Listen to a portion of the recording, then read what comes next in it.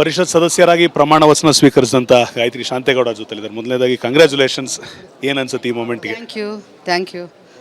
ನನಗೆ 4.5 ವರ್ಷದ ಹಿಂದೆಯೇ ಏನು ನಾಮಿನಿ ವೋಟರ್ಸ್ ಓಟ್ ಹಾಕಬಾರ್ದು ಅಂತ ಏನು ಇತ್ತು 1963 ಆ್ಯಕ್ಟ್ ಒಳಗಡೆ, ಅದನ್ನು ನಾವು 6 ಮತಗಳಿಂದ ನಾನು ಸೋಲಂತ ಕಂಡಾಗ ನನ್ನ ನಾಯಕರುಗಳು ನಮ್ಮ ಕಣ್ಣನ್ನು ನೀರನ್ನು ಒರೆಸುವಂಥ ಕೆಲಸವನ್ನು ಮಾಡಿದರು.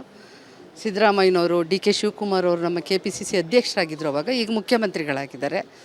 ನೀನು ಕೋರ್ಟಿಗೆ ಹಾಕಮ್ಮ, ನೀನು ಗೆದ್ದೇ ಗೆಲ್ತೀಯ, ನಿನಗೆ ಫಲಿತಾಂಶ ನಿನಗೆ ಪಾಸಿಟಿವ್ ಆಗಿ ಬರುತ್ತೆ, ನಿನ್ನ ಪರವಾಗಿ ಬರುತ್ತೆ ಅಂತ ಹೇಳಿದ್ರು. ಪ್ರತಿಯೊಂದು ಹೆಜ್ಜೆಯಲ್ಲೂ ನನಗೆ ಸಹಕಾರವನ್ನು ಕೊಟ್ಟಿದ್ದಾರೆ. ಬಹಳಷ್ಟು ನನಗೆ ಹೋದಂಥ ಸಂದರ್ಭದಲ್ಲಿ ತುಂಬ ಹೆಲ್ಪ್ ಮಾಡಿದ್ದಾರೆ. ಡಿಲೇಡ್ ಗೆಲುವು ಅನ್ನಿಸ್ತಾ ಇದೆಯಾ ಈಗ? ಹೌದು.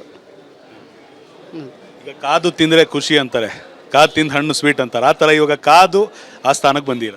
ಇಲ್ಲ, ಕಾದು ತಿನ್ನೋಕ್ಕಿಂತ ನನ್ನ ಅವಕಾಶನ ಬೇರೆಯವ್ರು ತಗೊಂಡ್ರಲ್ಲ ಅಂತ ನನಗೆ ಪಶ್ಚಾತ್ತಾಪ ಆಗ್ತಾಯಿದೆ. ನಂತರ ಅವರಿಗೆ ಸುಪ್ರೀಂ ಕೋರ್ಟಲ್ಲಿ, ಹೈಕೋರ್ಟಲ್ಲಿ ಆಯಿತು ಡಿಸಿಷನ್ನು, ಸುಪ್ರೀಂ ಕೋರ್ಟಿಗೆ ಹೋಗೋ ಅವಶ್ಯಕತೆ ಇರಲಿಲ್ಲ. ಆದರೆ ಪ್ರಾಣೇಶ್ ಅವರು ಹೋಗಿದ್ದರು. ಆದರೂ ನನ್ನ ಪರವಾದ ನ್ಯಾಯ ಪೀಠ ನನಗೆ ಕೊಟ್ಟಿದೆ. ನಾನು ಅದಕ್ಕೆ ಧನ್ಯಳಾಗಿರ್ತೀನಿ, ಕೃತಜ್ಞತಳಾಗಿರ್ತೀನಿ. ಈಗ ಮೇಡಮ್ ಅವ್ರನ್ನ ನಾವು ಮಿನಿಸ್ಟ್ರಾಗಿ ನೋಡ್ತೀವಿ ಇನ್ನೊಂದು ಸ್ವಲ್ಪ ದಿನದಲ್ಲಿ. ನಾನು ಇದನ್ನು ಏನೂ ಮಾತಾಡಲ್ಲ.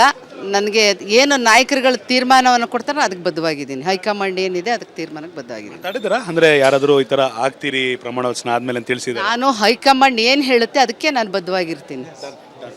ಇಷ್ಟ ಆಯಿತು ಗಾಯತ್ರಿ ಶಾಂತೇಗೌಡ ಅವರ ಮತ್ತು ಕ್ಯಾಮರಾ ಪರ್ಸನ್ ಮಂಜುನಾಥ್ ಜೊತೆ ಅಭಿಷೇಕ್ BV, ರಿಪಬ್ಲಿಕ್ ಕನ್ನಡ, ಬೆಂಗಳೂರು.